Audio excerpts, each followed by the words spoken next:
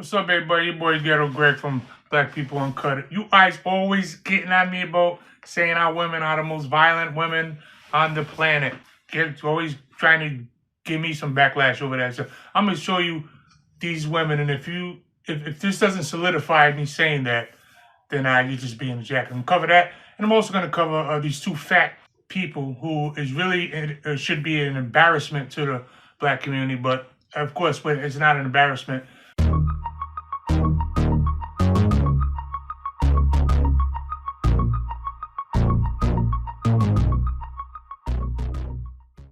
Let's go to these violent black little girls. Here we go.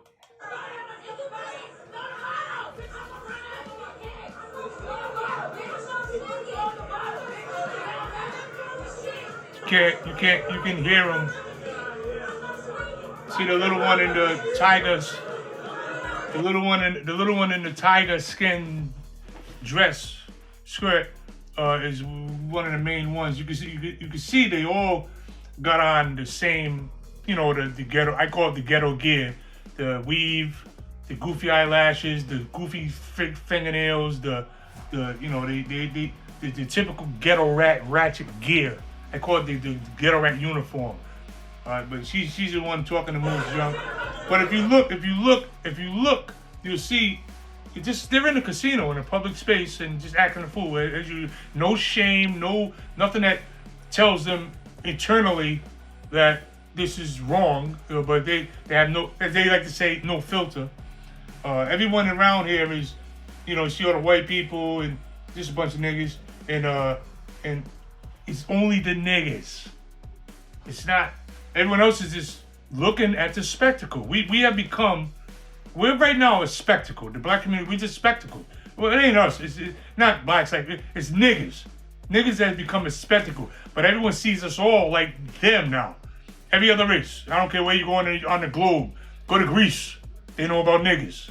Go to Italy, they know about niggas. Go to Russia, they know about niggas. Go to China, they know about niggas. Go to the Caribbean, they know about niggas. Like, go wherever you go. We're a joke.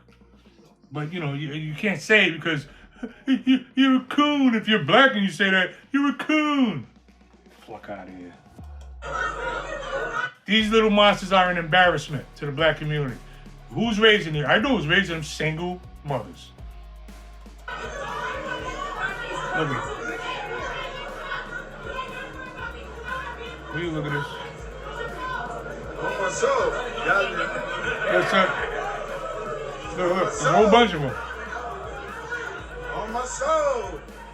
Some ignorant single mother raised nigga narrating and souping it up like we don't even understand that it's embarrassing to us as a collective. Like we don't even get that it's embarrassing to us as a collective, as a group. Like we don't even understand that other races laugh at us. And it's because it starts with our women and our men that raised by these women that act just like these women. Like this fool that's taping her, yelling, it never crossed this idiot's mind to break it up or come and tell the little girl, get your ass over there. Never crossed their mind. They'll just sit there and tape it, and we're just lost. Now this kind of violence we're getting ready to watch. In my day growing up, our girls wasn't violent like that. You can tell there was fights, there's scratch, whatever. But these women these days are just horrible. Our black little girls are just violent. Look at this. Here we go. Look at this. Look. Here we go. There we go. Look at this. Free fall. Look at this. Will you look at this mess? Look at this. This one coming out of look violent. Look at this. Look at this. This one with the braids. Look at this. No shame at a casino. Look at this mess. This happens. This stuff is happening everywhere. It's happening at Walmart. It's happening at restaurants. It doesn't matter. They don't care. They have no filter. They have no sense of there's no shame. They don't have no shame. It's no shame as a collective unit. Like, we don't look at us and say, look at what other people are saying about us. Like we don't even realize that. It's just ridiculous. Look at this. Look at this mess. Boobies flying out. Look at this. Look at this. Look at this. She just flipped home. She just flipped homegirl with a jujitsu move. Look at this. Look at this. Swearing, mouth is just all of them need their mouth washed out with soap. Look at this. Dresses all this to me, like why is not? Hey, y'all gonna let her do that? Yeah, you gonna let her do that? Here the guy. I just by the way it sounds, I know he's black. But you see, you gonna let her do? Why are you not breaking it up? I see other people breaking it up or trying to break it up. How are you gonna break up 15 niggas? Shit. Look at this. Oh yeah, I'm okay. Just violent. Oh, I'm good. Where? Y'all gonna let her do Look, that? it's still going. Look at this. It's just violent. This is our people. This is our people, man. I never see this. We didn't see this in the 60s and 70s. Look at this. In public space. Look at the white guys breaking it up. Look at all these white people around just looking at these niggas act a fool. Look, all white. Look at this. All white. White. All white people just sitting around. Well, there's white guys trying to break it up, but there ain't no niggas breaking it up. Niggas sit there and tape it and gag them on. You know, these vaginal niggas. But I'm saying, when does this start to be embarrassing to us as a collective unit? As I'm trying to say, like, do we ever get any embarrassed at anything? Back in the day, there was a thing where people would say, in our community, you ought to be ashamed of yourself. Nobody's ashamed of anything now. Our girls do anything. First of all, they look ridiculous. Look at this. Her skirt's flying all the way up her back. All that stupid ass weave. I despise weave. It's just so stupid to me on every level. Financially, it breaks us because little 18-year-old girls wearing $200 worth of weave on their head and sometimes even more. So, but from a purely financial standpoint, it's idiotic. From a psychological aspect, it's idiotic because some of these ignorant jackasses say, "Oh, my self-esteem and I feel better." How for putting a fake horsehair on your head affects your self-esteem? I mean, so from a psychological standpoint, it's idiotic. So from every standpoint, weave is ridiculous, but yet nobody says nothing. So you know what I mean? And no one says nothing about this violence. You know what I mean? All this violence. Look at this. Don't tell me nothing when I tell you that the black woman is the biggest sellout in the history of humankind. They raised these monsters. It ain't us. You can't say it's us. We've been out of the house, remember? For 4 decades we've been out. Since 70, 69, 70, we've been out of the house. So you can't say that we're breeding these monsters. It's these single mothers. But no one says it. You can't say it, huh? You can't say it. See single mothers. You even got people on YouTube now, girls, like literally girls, like 20 years old, coming on trying to talk like they're on the outside, like they don't benefit from the power that the system gives them. The fact that they even running their mouth at 20 years old says that America, the system, coddles our little girls and then breeds this foolishness. Violent, ignorant, dumb. Did you know that I read somewhere recently that 43%, I think it was like 43% of black girls under 25 have herpes? Did you know that the black woman is leading every other race of woman in sexually transmitted diseases? Did you know that black women abort 1 out of every 2 of their babies? One born, one gone. But no, I'm sick of this mess. These girls are out of control. They was raised by single mothers. They was raised, by single mothers, and it's just and the brokenness just keeps going on. And this is what happens: you get violent, ignorant little women, black girls that don't respect black male authority. If I can't shut the hell up, who do you think you are, nigga? Like they just talk. They don't respect black male authority. This is what it breeds, because you know what I mean. No. Make a bunch of ignorant little niggas. Look at this one. Pants hanging off his ass. Look at this. All of just making a full spectacle of themselves. Every bitch is holding it though. But they'll listen to the cops though. They'll listen to Mr. Charlie when Mr. Charlie come. You know, they don't listen to me as a black man, black male authority. Hey, who are you? I don't get to listen to you, ain't my daddy. But when Mr. Charlie comes, they'll know how to behave right. That's why when some of these black women, as ignorant and ratchet as they are, they end up getting with a white boy, and then but seriously now they get cultured. Look at Eve, one of the most ratchet ghetto jackasses you ever seen. All right, selling death and rap, by the way. But now look, she married that white boy. Now she's somehow cultured and talk like this and don't like that. The only thing they'll listen to anybody but their king. Anybody but their king. I'm gonna switch off now. I'm gonna switch off because I gotta just touch real quick. I don't want the video to go too long. I gotta touch on these two fat rappers. One is a woman fat rapper, and when I say fat, I mean that in the most unoffensive ways I can actually say it. At some point, you gotta say what it is. I gotta say weight challenge or some fancy.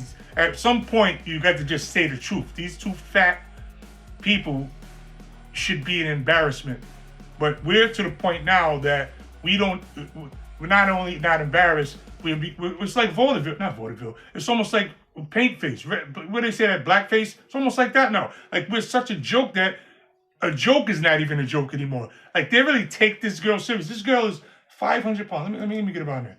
Look at this. She's 500 pounds. Let's just listen for a minute. Deja Blanding tells us she was just trying to get to a Detroit Lions watch party this month when her Lyft rolled up. As I'm walking, I see him like making faces or whatever. I'm like, oh man. She already knew. I can fit in this car.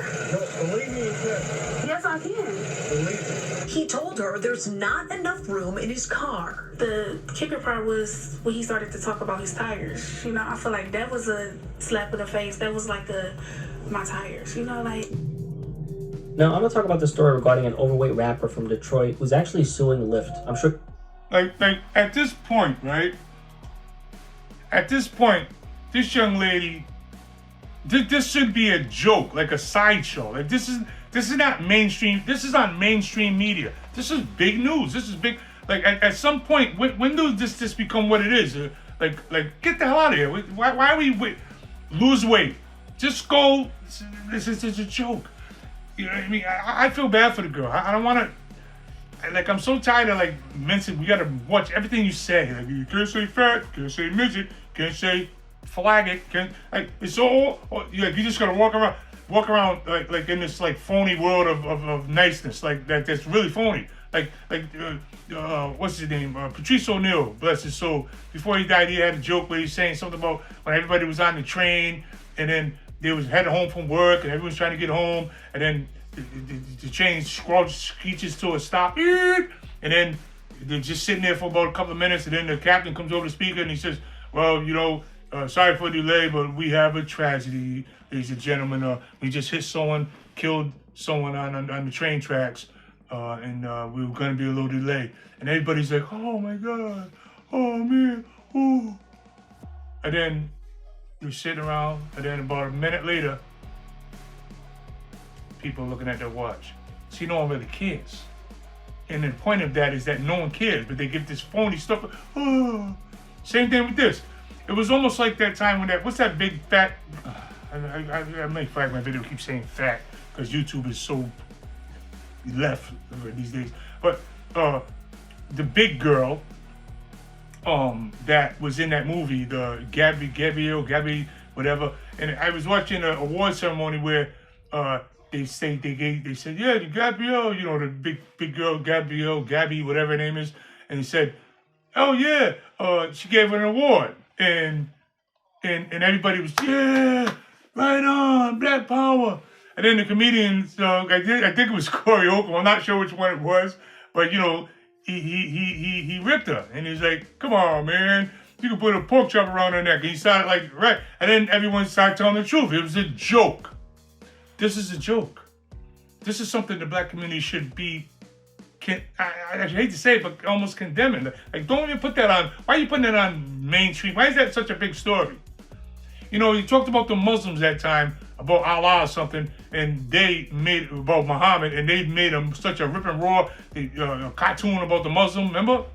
And they made the whole Middle East like they made such a rip and roar about. They ripped it off Newsweek. They took it off. That's what this should be happening. We don't need these kind of stories representing our community. There's plenty good stories. There's kids that are graduating college with masters and bachelors, and there's plenty more stories that could be told than have mainstream. They're always putting this foolishness on. This is foolishness. The same way this is foolishness. I'm getting ready to show you. Same way this is foolishness. Look at this. Look at this guy. Look when you look at this. This guy, this kid's name is Dave Blunt. Oh, and by the way, that other one, she's a rapper who does shows. Like, does shows. Rapper. This rapper's name is Dave Blunt. Look at it. When you look at it, he's 500 pounds too. Look at it. Yeah. You know, type shit. Despite the fact that he has 7 albums out and a viral hit with his track "The Cup," alongside other notable tracks, music is generally. Yeah, I don't care. I don't. We got to come to a point where we stop being a joke. We're being a joke because no one takes us seriously. Because we're to every other race, we're fools. Nobody says it because in America, everyone got to be nice, politically correct. You can't say this, so and all that junk. But believe me, every other race laughs at us behind when they're home. Look at these stupid niggas. That's what people are saying, and we don't get it. I keep telling you guys that we're a joke. Like we don't get it because the